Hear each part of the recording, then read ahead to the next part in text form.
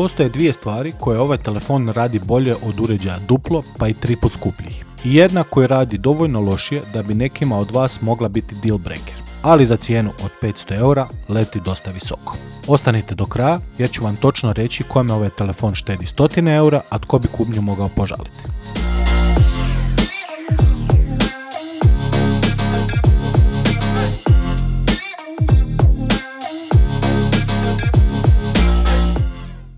Krenimo od konteksta, jer ime ovog telefona nije slučajnost. Xiaomi se sa svojom 17 serijom prestao skrivati za onoga na koga se ugledao. U imenu su čak preskočili broj 16, samo da se poravnaju s iPhoneom 17. A dizajn te serije bio praktički isti s zanimljivim dodatkom. Ali, Xiaomijevi 17 Pro i Pro Max modeli su bili samo namijenjeni za kinesko tržište, ne i globalno.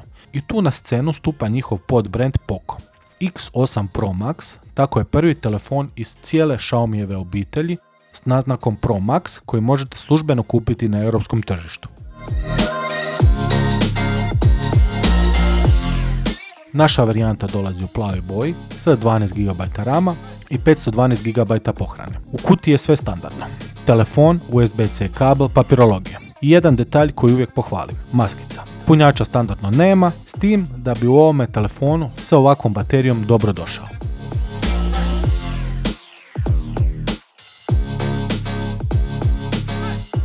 Kad telefon otvorim, vidim minimalistički dizajn i priznajem, sličnost s baznim iPhoneom ne mogu ne primijetiti. Sličan dizajn kamera modula, ravne stranice, zaobljeni kutovi. Ali kad ga uzmete u ruku, priča postaje samostalnija.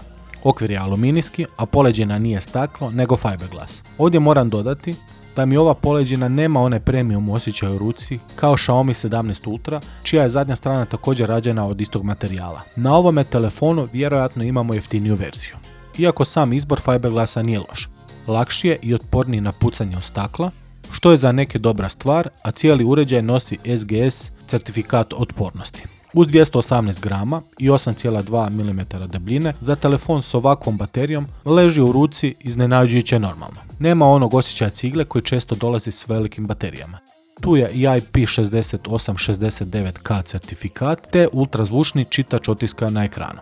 Najupečatljiviji dizajnerski potez su LED prstenovi oko obje kamere. Svjetle oko dolaznog poziva i notifikacija rade kao tajmer za kameru, pulsiraju uz glazbu i igre, a boje možete birati sami. Zvuči zabavno i je prvih tjedan dana, poslije se nećete više bazirati na njih osim ako želite pratiti svoje obavijesti.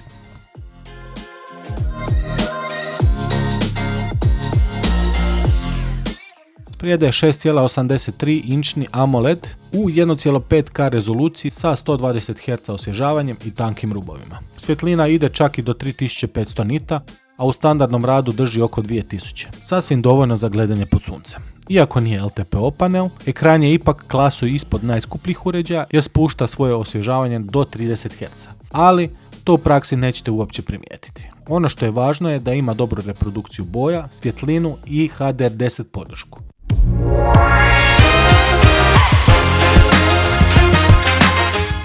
Unutra kuca novi MediaTek Dimensity 9500S. Ovo nije MediaTekov najjači čip, S verzija je korak ispod pravog flagship modela, a u benchmarkovima je tu negdje s prošlogodišnjim Snapdragon 8 Elite čipom. Ukratko, performanse prošlogodišnjeg flagshipa u telefonu od 500 eura. Što se tiče gaminga, čijoj se publici najviše predstavlja, vrti sve najnovije zahtjevne naslove bez problema. Iako ima komoru za hlađenje, neki drugi testovi govore da prilikom dužih gaming sesija zna gubiti do 50% svojih performansi zbog zagrijavanja. Ja to u praksi nisam osjetio, ali moje gaming sesije su najviše trajale do pola sata. Uz 12 GB rama i brzu 4,1 UFS pohranu, u svakodnevnici jednostavno nemate osjećaj da držite telefon iz srednje klase. Ali postoji mjesto gdje taj osjećaj itekako dolazi na vidjelo.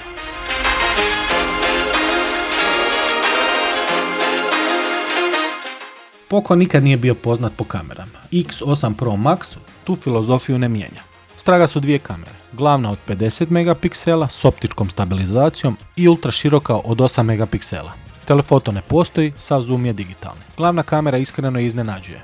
Po danu fotke imaju obilje detalja, dobru ekspoziciju i prirodne boje, a noćne fotke drže svoju razinu jako dobro. Svjetlija mjesta postaju oštra, kontrast je pristojan. Ako fotkate pretežito na glavnu kameru, biti ćete zadovoljni. Onda okrenete na ultraširoku i shvatite gdje je Xiaomi štedio. Kamera od 8 megapiksela je u današnje vrijeme premalena. Imati sekundarnu ultraširoku kameru od 8 megapiksela u današnje vrijeme je premalo. Fotkama nedostaje oštrine, rubovi kadra se izobličuju, a boje nisu ni blizu glavnoj kameri.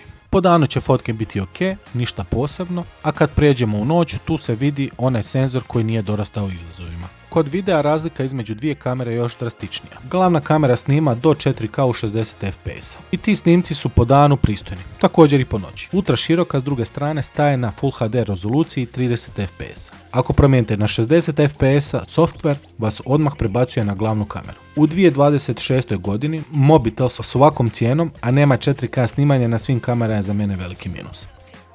Za ambicioznije snimatelje tu je Pro mod s log profilom, ali samo u 4K 30 i samo na glavnoj kameri. Ostale opcije automatski prebacuju na standardno snimanje. Kako sam već objasnio dok sam recenzirao Xiaomi 17 Ultra, i ova log snimka pati od pretjeranog izoštravanja, ali to je problem koji imaju i skuplji telefoni, ne samo ovaj. Stabilizacija je odlična dok stojite. Kod hodanja zna malo zaštucati. Povučemo li crtu, glavna kamera je solidna i u rangu s konkurencijom, ultra široka je najslabija karika cijelog telefona. Ako vam je fotografija visoko na listi prioriteta, u ovoj klasi bolje prolazite s modelima poput Viva V70 ili čak Samsungom A57. Ako vam kamera nije prioritet, glavna pokriva sve što vam treba.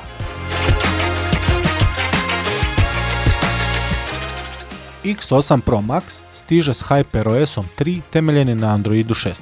I sav sustav je ugodan, brz je, animacije su glatke, a Super Island drži aktivne aplikacije na dohvat prsta. AI je utkan tamo gdje ima smisla. Gemini i Circle to Search telefon vam u hodu prevodi i radi transkripciju razgovora, a pomoći će i kod pisanja poruka. Ništa od toga nije revolucionalno, ali radi tiho i korisno. Imaće podršku za 4 velike nadogradnje sustava i 6 godina sigurnosnih zakrpi, što je sasvim solidno. I sad dolazimo do onoga problema što imaju i jeftiniji Poco modeli. I dalje je ostala navika djelomično subvencioniranog softvera i opravdanja za nižu cijenu. Odmah pri prvom paljenju vas dočeka kolekcija predinstaliranih igrica koje spamaju reklame svakih 30 sekundi kad ih pokrenete. Također tu su i razne aplikacije tipa Temu i Booking koje niste instalirali. Takve stvari mogu shvatiti na telefonima do 200 €, ali na telefonu od 500 ne mogu. U ovome cjenovnom rangu imamo dosta veliku konkurenciju i većina telefona to nemaju. Dobra je vijest da se gotovo sve aplikacije daju počistiti. Pola sata brisanja i isključivanja preporuka i telefon postaje ono što je trebao biti iz kutije. Čist i brz. Imajte to na umu, pogotovo ako telefon kupujete nekome ko se u postavke ne usudi dirati. Da je baterija glavni adut ovog telefona, jasno vam je od prve minute videa. Dolazi s ogromnom baterijom od 8500 mAh. Ovo je telefon kojeg punite svaki drugi dan, a uz lagano korištenje izvući ćete i treći. Sve zahvaljujući novoj generaciji Sicilii ugljične tehnologije koja u kućište normalne debljine pakira gotovo duplo više kapaciteta od mnogih drugih telefona. Osobno mogu reći da je ovo telefon koji komotno traje 2 dana uz znatiželjno korištenje kad tek dobijete novi telefon, a usudio bi se reći da bi mogao izvući i treći dan ako bi pazio kako ga koristim. A kad baterija konačno padne, 100W punjenje vraća je na pola za 24 minute.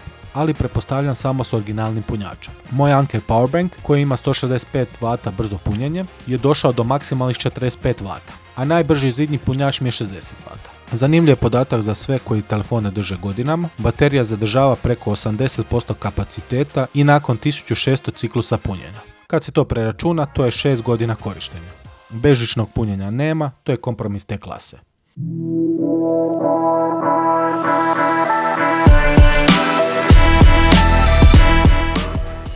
X8 Pro Max za svoju cijenu od 500 € donosi stvari koje konkurencija jednostavno nema. Najveću bateriju u klasi, čip u rangu s prošlogodišnjim flagshipom, kombinaciju IP68 i 69K certifikata, ultrazvučni čitač prsta, 512 GB memorije, na papiru to je paket koji u ovom cjenovnom rangu rijetko ko može nadmašiti. Ali za tu cijenu morale su se žrtvovati kamere i nešto malo software. Konkurenti poput Nothing Phone 4a nude telefoto koji ovdje nema, mobiteli poput Viva V70 ili Realme 16 Pro Plus imaju bolje kamere, a čišći software iz kutija naći ćete kod praktički svih. U trajanju baterije i brzini punjenja telefon od 499 € u gamingu je razlika u praksi mala. a u ekranu i izradi manja nego što cijena sugerira. Kad ovaj uređaj uspoređujemo s flagshipovima, plaćate za 3 stvari: kamere, uglađenost i ekosustav. Kome te 3 stvari nisu prioritet, razlika od više stotina eura ostaje u džepu.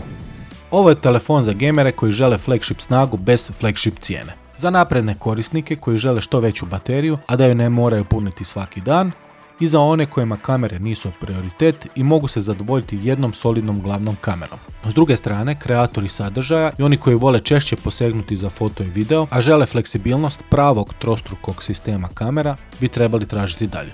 Minus je da treba malo više vremena potrošiti na postavljanje telefona kad se prvi puta opali, ali nije to toliko strašno da bi za bilo koga to bio neki deal breaker. Ovaj telefon u 12-512 GB varijanti trenutno se na našem web shopu može kupiti za 499 eura. Link vam je u opisu. Sva dodatna pitanja o ovome telefonu pišite u komentare. Ako vam se video svidio, stisnite like i pretplatite se na naš kanal.